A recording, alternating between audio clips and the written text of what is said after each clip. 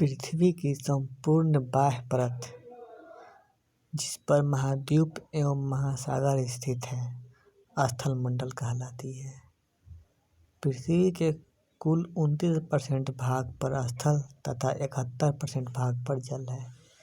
पृथ्वी के भू क्षेत्रफल और जल क्षेत्रफल का अनुपात 3:7 का है।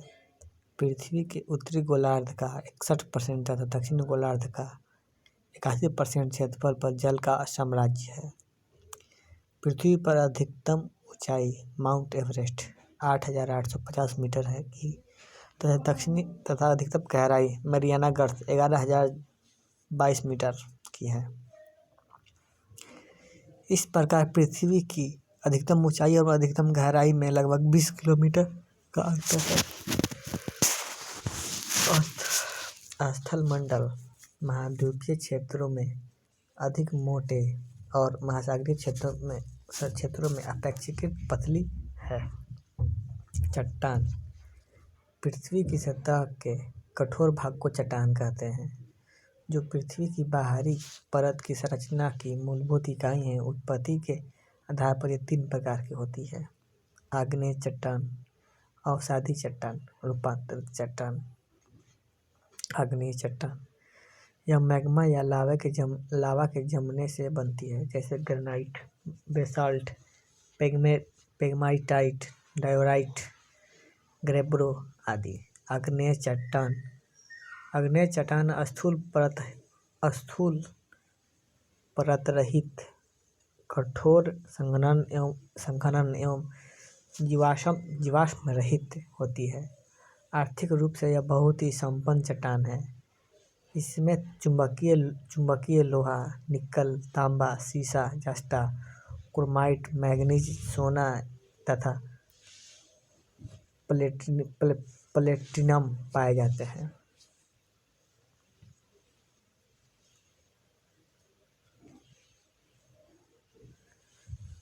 बेसाल्ट में लोहे की मात्रा सर्वाधिक होती है। इस चट्टान से काली मिट्टी का निर्माण होता है। पेगमेटाइट कोडरमा, झारखंड में जो कोडरमा है में पाए जाने वाला अभ्रक इन्हीं शैली में मिलती है। आग्नेय चट्टान पिंड मैग्मा के ठंडा होकर ठोस रूप धारण करने से विभिन्न प्रकार की आग्नेय चट्टानी पिंड बनती है। इनका नामकरण इनके आकार, रूप, स्थिति तथा आसपास पाई जाने वाली चट्टानों के आधार पर किया जाता है। अधिकांश चट्टानी पिंड अंतर्वेदी आग्नेय चट्टान से बनी होती है। जो रेड लाइट में उसे पढ़ा जा रहा है। आग्नेय चट्टान का रूपांतरण। आग्नेय चट्टान एक तरफ लिखा गया है, एक तरफ कयांतरित। ग्रेनाइट नीच में बदल जाता है। साइनाइट नीच में बदल जाता है। गेब्रो सर्पेंटाइन में बदल जाता है। बेसाल्ट सिस्ट में बदल जाता है। बिटुमिनस कोयला ग्रेफाइट में बदल जाता है।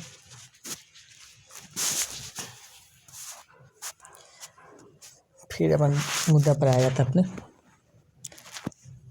बैथ्रोलिथ।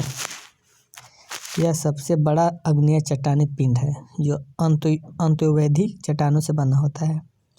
यह एक पतली पिंड है। यह एक बड़े गुंबद के आकार का होता है, जिसके किनारे खड़े होते हैं।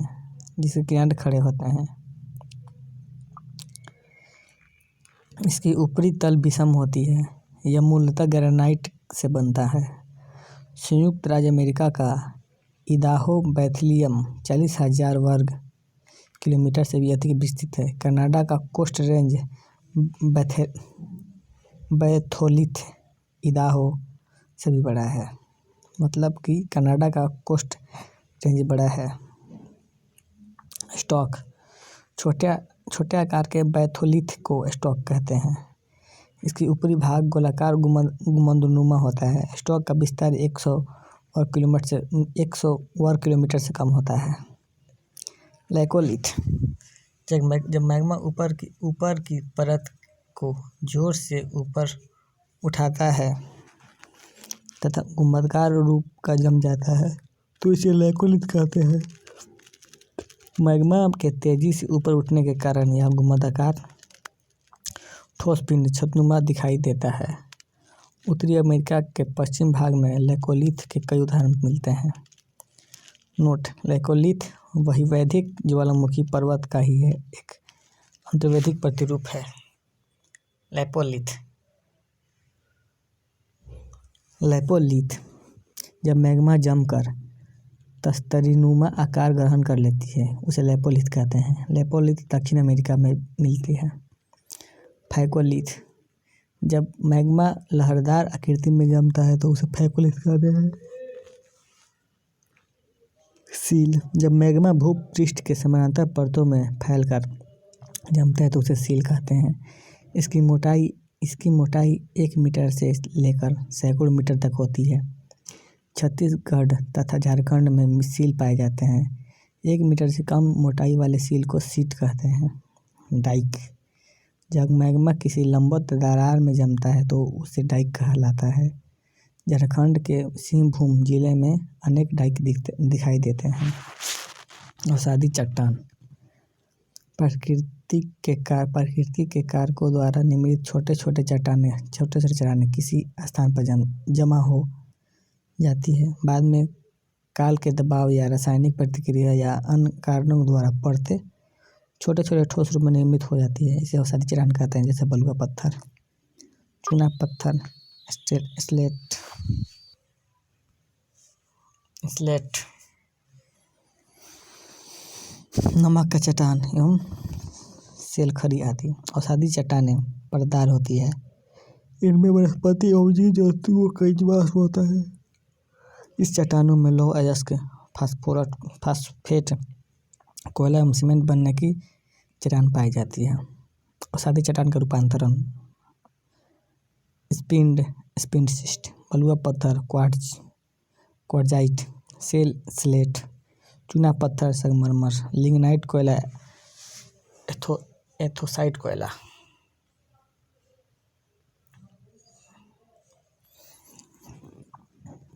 खनिज तेल अवसादी चट्टानों में पाया जाता है। अप्रवेश्य चट्टानों की 2 परत के बीच यदि प्रवेशशील की परत आ जाती है तो खनिज तेल के लिए अनुकूल स्थिति पैदा हो जाती है। दामोदर महानदी तथा गोदावरी नदी बेसिन की अवसादी चट्टानें में कोयला पाया जाता है। आगरा का किला तथा दिल्ली का लाल किला बलुआ पत्थर नामक अवसादी चट्टान से बना है। कायांत्रिक चट्टान ताप, दाब एवं रासायनिक क्रियाओं के कारण आग्नेय एवं अवसादी चट्टानों से कायांत्रिक चट्टान का निर्माण होता है। कायांत्रिक चट्टानों का रूपांतरण: slate phyllite cyst, slate phyllite cyst. ज्वालामुखी भूपटल पर वह प्राकृतिक छेद या दरार जिससे होकर पृथ्वी का पिघला पदार्थ, लावा, राख, भाप तथा अन्य गैस बाहर निकलती है। ज्वालामुखी कप के आकार के मुख को कट्टर कहते हैं। बाहर हवा में उड़ा हुआ लावा शीघ्र ही ठंड होकर छोटा ठोस टुकड़ों में बदल जाता है, जिसे सिंडर कहते हैं। उद्गार में निकलने वाली गैसों में वाष्प की प्रतिशत सर्वाधिक होती है। पहले अश्रु एस की उत्पत्ति ज्वालामुखी के उद्गार के समय ही होता है। उद्गार अवधि अनुसार ज्वालामुखी 3 प्रकार के होते हैं: सक्रिय ज्वालामुखी, प्रसुप्त ज्वालामुखी, शांत ज्वालामुखी। सक्रिय ज्वालामुखी, इसमें अक्सर उद्गार होते हैं। वर्तमान समय में विश्व में सक्रिय ज्वालामुखी की संख्या 500 है। इसमें प्रमुख है इटली का एटना तथा स्ट्रोम्बोली। मेक्सिको में स्थित कोलिमा ज्वालामुखी बहुत ही सक्रिय ज्वालामुखी है। इसमें 40 बार से अधिक बार उद्गार हो चुका है। स्ट्रोम्बोली भूमध्य सागर में सिसिली के उत्तर में लिपारी द्वीप पर स्थित है। इसमें सदा प्रज्वलित गैस निकलती रहती है। इसके आसपास का भाग प्रकाशित रहता है। इसके कारण इस ज्वालामुखी को भूमध्य सागर का प्रकाश स्तंभ कहते हैं। विश्व का सबसे अधिक सक्रिय ज्वालामुखी किल्लायो हवाई द्वीप जो यूएसए के अंडर में है, यूएसए के अंडर में है पर है। प्रशुष्क ज्वालामुखी, जिसमें निकट अतीत में उद्गार नहीं हुआ हो लेकिन इससे कभी भी उद्गार हो सकता है। उदाहरण के लिए विसुवियस महासागर में है, मेयर फिलीपींस में है। शांत ज्वालामुखी, वैसे ज्वालामुखी जिसमें ऐतिहासिक काल से कोई उद्गार नहीं हुआ हो और जिसमें पुनः उद्गार होने की संभावना नहीं हो। इसके उदाहरण हैं कोह सुल्तान एवं देमवंद। पोपा म्यांमार में है। चिम्बराजो दक्षिण अमेरिका। कुछ सक्रिय ज्वालामुखी कुल सक्रिय ज्वालामुखी का अधिकांश प्रशांत महासागर के तटीय भागों में पाया जाता है। प्रशांत महासागर के परिमेखला को अग्निवलय भी कहते हैं। अग्निवलय। सबसे अधिक सक्रिय ज्वालामुखी अमेरिका एवं एशिया महाद्वीप के तटों पर स्थित है। ऑस्ट्रेलिया महाद्वीप में एक भी ज्वालामुखी नहीं है। गेसर। बहुत से ज्वालामुखी क्षेत्र में उद्गार के समय दरारों तथा खुराकों से होकर जल तथा वाष्प बहुत अधिक मात्रा में निकलता है। इसे ही गेसर कहते हैं। जैसे ओल्ड फेथफुल गेसर, यह यूएसए के येलोस्टोन पार्क में है। इसके प्रत्येक मिनट उद्गार होता रहता है। धुआं ज्वालामुखी प्रक्रिया के अंतिम अवस्था में प्रतीक होता है। इसमें गैस और जलवाष्प निकला करते हैं। गंधक युक्त धुंधलों को सुल्फतारा कहा जाता है। अलास्का के कटईमई पर्वत की हजारों धुआरों की घाटी कहा जाता है। अलास्का के कटमई पर्वत को हजारों धुआरों की घाटी कहा जाता है।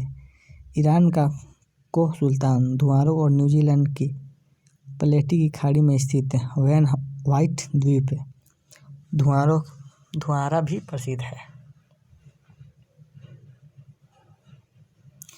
विश्व का सबसे ऊंचा ज्वालामुखी पर्वत कोटोपैक्सी इक्वाडोर में है।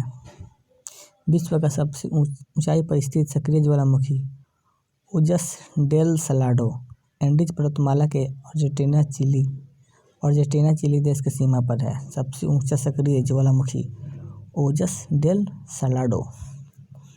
विश्व का सबसे ऊंचाई पर स्थित शांत ज्वालामुखी एकांकोगुआ एंडीज पर्वतमाला पर स्थित है, जिसकी ऊंचाई 6960 मीटर है। भूकंप। भूगर्भ शास्त्र की एक विशेष शाखा जिसमें भूकंपों का अध्ययन किया जाता है सिस्मोलॉजी कहलाता है। भूकंप में 3 तरह के कंपन होते हैं। प्राथमिक, द्वितीय, सतही। प्राथमिक अथवा पी तरंगे। यह तरंग पृथ्वी के अंदर प्रत्येक के माध्यम से होकर गुजरती है। इसकी औसत वेग 8 किलोमीटर पर सेकंड होती है। यह गति सभी तरंगों से अधिक होती है। इसमें यह तरंग किसी भी स्थान पर सबसे पहले पहुंचती है। पृथ्वी से गुजरने के लिए इस तरंगों द्वारा अपनाया गया मार्ग नतोदार होता है। द्वितीय एवं एस तरंगे, इन्हें अनुप्रस्थ तरंग भी कहते हैं। यह तरंग केवल ठोस माध्यम से होकर गुजरती है। इसका औसतन वेग 4 किलोमीटर पर सेकेंड। सतही अथवा एल तरंगे, इन्हें धरातलीय या लंबी तरंगों के नाम से भी पुकारा जाता है। इन तरंगों की खोज H.D. लव ने किया था।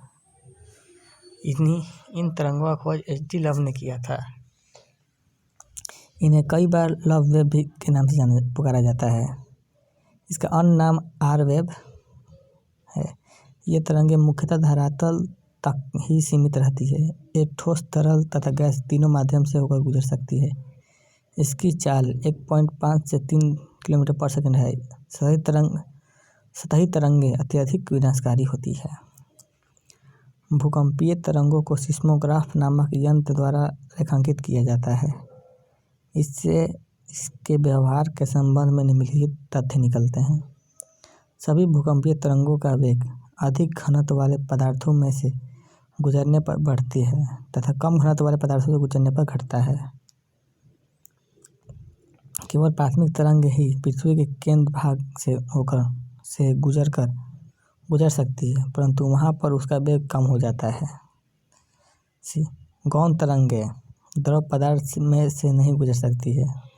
एल तरंग केवल धरातल के पास ही चलती है। ई वाला विभिन्न माध्यमों से गुजरते समय ये तरंगें परावर्तित तथा अपवर्तित होती है।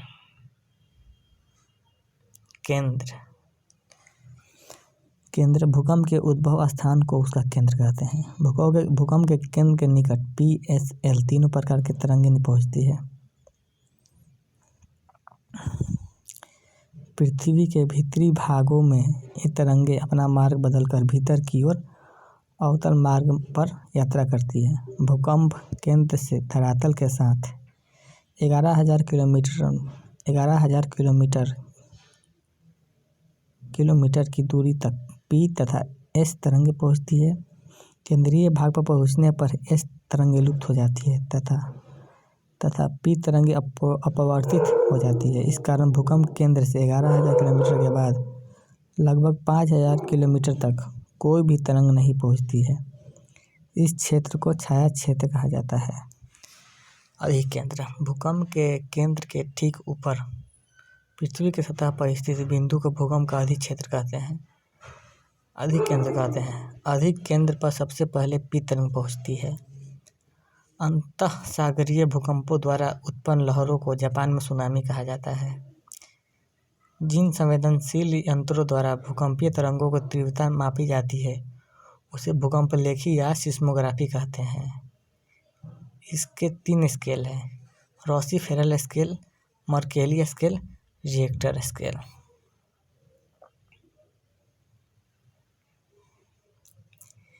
रिएक्टर स्केल भूकंप की तीव्रता या ऊंचाई मापने वाली रिएक्टर स्केल का विकास अमेरिकी वैज्ञानिक चार्ल्स रिएक्टर द्वारा 1935 ईस्वी में की गई। यह एक लघुगणकीय पैमाना है जिसका पाठ्यांक 1 से 9 तक होता है। रिएक्टर स्केल पर प्रत्येक अगले इकाई पिछले इकाई की तुलना में 10 गुना अधिक तीव्रता रखता है। इस स्केल पर 2.0 या 3.0 की तीव्रता का अर्थ हल्का भूकंप होता है, जबकि 6.2 का अर्थ 2 की तीव्रता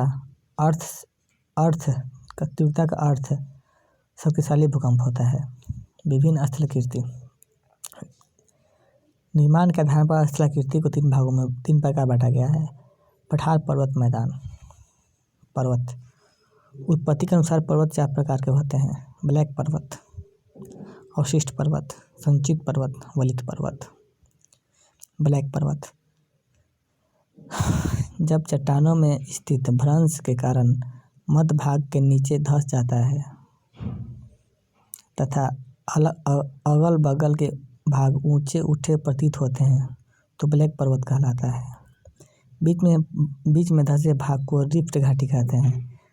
इन पर्वतों के शीर्ष समतल तथा किनारे तीव्र भ्रंश कगारों के समीप होती है। इस प्रकार के पर्वत का उदाहरण Vosges France, Black Forest Germany, Salt Range Pakistan. पर्वत निर्माण के विभिन्न सिद्धांत और कुछ सिद्धांत दिया गया है, कुछ भूगोल वेतन जो दिए हैं वो है भूसंतति, कोबर साहब ने दिए हैं इसको। तापीय संकुचन, जेफ्रिच। महाद्वीपीय फिसलन, डेली। महाद्वीपीय विस्थापन, वेगनर। संवहन तरंग, Holmes. Radio activity, Joly. Plate विवर्तनिक, हैरी हेल्स। प्लेट विवर्तनिक शब्दावली का सर्वप्रथम प्रत्येक विवर्तनिकी शब्दावली का सर्वप्रथम प्रयोग टोरंटो विश्वविद्यालय के टूजो विलियम्स ने 1965 ईस्वी में किया था। प्लेट विवर्तनिकी सिद्धांत की वैज्ञानिकी व्याख्या का श्रेय W.J. मॉर्गन ने दिया जाता है। विश्व का सबसे लंबी रिफ्ट घाटी जॉर्डन नदी की घाटी है जो लाल सागर को बेसिन से होते हुए जिम्बेजी नदी तक 4800 किलोमीटर लंबी है। अवशिष्ट पर्वत। ये पर्वत चट्टानों के अपरदन के फलस्वरूप निर्मित होता है। जैसे विंध्याचल एवं सतपुड़ा, नीलगिरी, पारसनाथ, राजमहल की पहाड़ियाँ भारत में है। सब भारत में है जो आप देखे हैं ना, ये पूरा। सियरा स्पेन, गैसा या बूटो अमेरिका। संचित पर्वत। भूपटल पर मिट्टी, बालू, कंकड़, पत्थर, लावा के एक स्थान पर जमा होते रहने के कारण बनने वाले पर्वत संचित पर्वत है। रेगिस्तान में बनने वाला बालू का स्तूप इसी श्रेणी में आता है। वलित पर्वत। ये पृथ्वी के आंतरिक शक्तियों से धरातल की चट्टानों के मुड़ जाने से बनता है। ये लहरदार पर्वत है जिन पर असंख्य अपंतियाँ और अभिनीतियाँ होती है, जैसे Himalaya, Alps, Ural, Rockies Andes आदि। विश्व का विशाल वलित पर्वतों का रचना आज से लगभग 30 मिलियन वर्ष पूर्व हुई थी। विश्व की सबसे लंबी पर्वत श्रेणी एंडीज पर्वत श्रेणी दक्षिण अमेरिका के पश्चिमी तट पर स्थित है। विश्व का सबसे ऊंची चोटी माउंट एवरेस्ट नेपाल में है।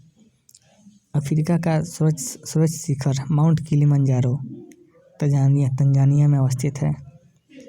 वलित पर्वतों के निर्माण का आधुनिक सिद्धांत प्लेट टेक्टोनिक की संरचना पर आधारित है। जहां आज हिमालय पर्वत खड़ा है, वहां किसी समय में टेथिस सागर नामक विशाल भू-अवनति अथवा भूद्रोणी थी। दक्षिण पठार के उत्तर की ओर विस्थापित होने के कारण टेथिस सागर में बल पड़ गई और वह ऊपर उठ गया,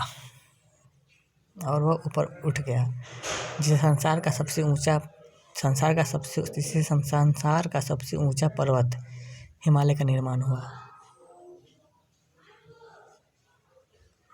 भारत का अरावली पर्वत विश्व का सबसे पुराना वलित पर्वत में गिना जाता है। इसकी सबसे ऊंची चोटी माउंट आबू के निकट गुरु शिखर है, जिसका समुद्र से ऊंचाई 1722 मीटर है। कुछ विद्वान अरावली पर्वत को अवशिष्ट पर्वत का उदाहरण मानते हैं। पठार। धरातल का विशिष्ट स्थल रूप जो अपने आसपास के स्थल से पर्याप्त ऊंचा होता है तथा शीर्ष भाग चौड़ा और सपाट होता है। सामान्यतः पठार का ऊंचाई 300 से 500 फीट होती है। कुछ अधिक ऊंचाई वाला पठार है तिब्बत का पठार, बोलिविया का पठार, कोलंबिया का पठार। पठार निम्न प्रकार के होते हैं। अंतःपर्वतीय पठार। पर्वतमालाओं के बीच बने पठार को पर्वतमालाओं के बीच के बने पठार। पर्वतपदीय पठार। पर्वत तल और मैदान के बीच उठे समतल भाग। महाद्वीपीय पठार। जब पृथ्वी के भीतर जमा लेकोलिथ भूपृष्ठ के अपरदन के कारण सतह पर उभर जाता है, तब ऐसे पठार बनते हैं, जैसे दक्षिण का पठार। तटीय पठार। समुद्र के तटीय भाग में स्थित पठार। गुंबदाकार पठार। चलन क्रिया के फलस्वरूप निर्मित पठार, जैसे रामगढ़ गुंबद। मैदान। 500 फीट से कम ऊंचाई वाले भूपृष्ठ के समतल भाग को मैदान कहते हैं। मैदान अनेक प्रकार के होते हैं। अपरदनात्मक मैदान। नदी, हिमानी, पवन जैसे शक्तियों के अपरदन से इस प्रकार की जमीन बनते हैं। ये निम्न है। लोएस मैदान। हवा द्वारा उठाकर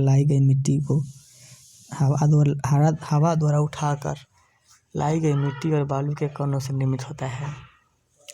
कास्ट मैदान।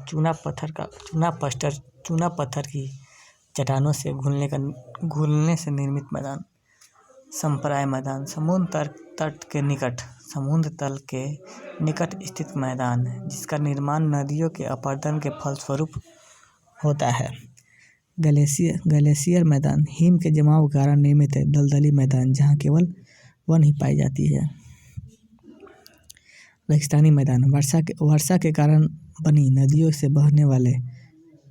से बहने के फलस्वरूप इसका निर्माण होता है। निक्षेपात्मक मैदान नदी निक्षेप द्वारा बड़े बड़े मैदानों का निर्माण होता है। इसमें गंगा, सतलज, मिसिसिपी एवं होंगो के मैदान प्रमुख है।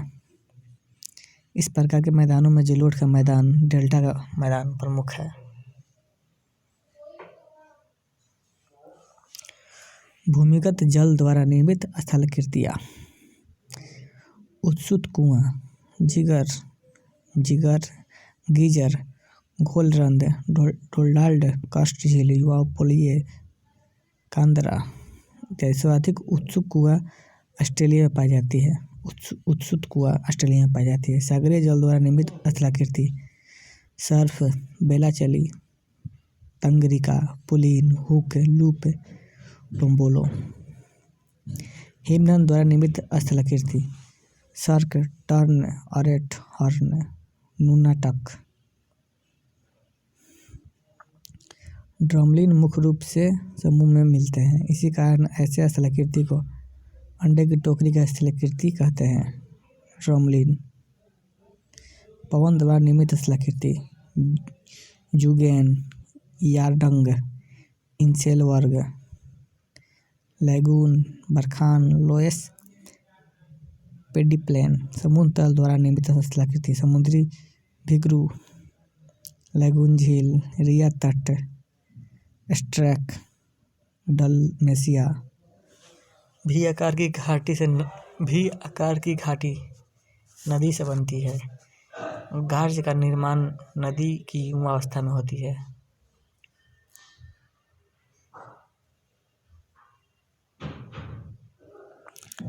लटकती घाटियाँ यू आकार की घाटी एवं मोरेन हिमानी क्षेत्र में बनते हैं।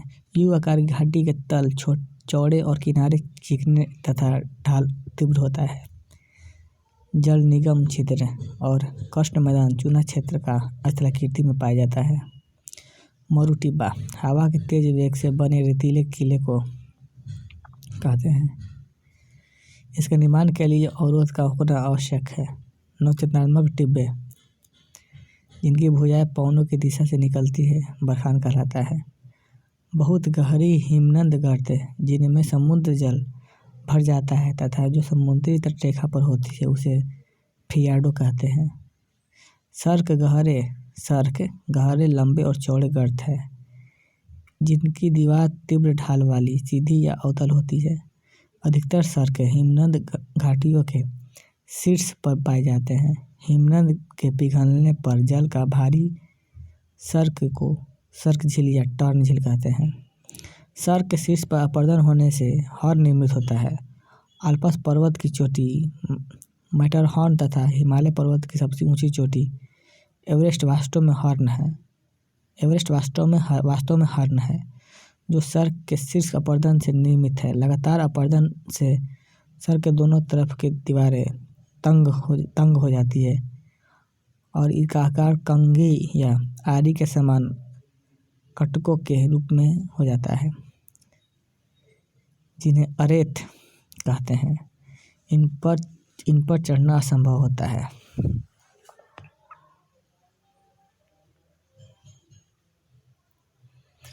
सागरीय जल तरंग द्वारा निर्मित तटरेखा के प्रकार। फियर्ड तट किसी हिमानीकृत उच्च भूमि के सागरीय जल के नीचे धंस जाने पर फियर्ड तट का निर्माण होता है। इनके किनारे खड़ी दीवारें के समान होती है। उदाहरण नॉर्वे का तट फियर्ड तट का उदाहरण है। रिया तट नदियों द्वारा अपर्दित उच्च भूमि के धंस जाने से रिया तट का निर्माण होता है। इसकी गहराई समुद्र की ओर क्रमशः बढ़ती जाती है। प्रायद्वीपीय भारत का पश्चिमी तट का उत्तरी भाग रिया तट का उदाहरण है। हैफा तट सागरीय तटीय भाग में किसी निम्न भूमि के डूब जाने से निर्मित तट को हैफा तट कहते हैं। इन पर रोधिकाओं की समानांतर श्रृंखला मिलती है, जिससे सागरीय जल घिर कर लेगून झील का निर्माण करते हैं। यूरोप का बाल्टिक तट हैफा तट का अच्छा उदाहरण है। डाल्मेशियस तट समानांतर पर्वतीय कटकों वाले तटों के धंसाव से डाल्मेशियस तट का निर्माण होता है। यूगोस्लाविया का डाल्मेशियन तट इसका उदाहरण है। निर्गत समुद्र तट स्थलखंड के ऊपर उठने या समुद्री जलस्तर के नीचे गिरने से निर्मित तट का निर्माण होता है, निर्गत तट का निर्माण होता है। इस प्रकार तट पर रिफ्ट, लैगून, पुलिन आदि मिलते हैं। भारत में गुजरात का काठियावाड़ तट निर्गत तट का उदाहरण है। वन निम्न प्रकार के होते हैं।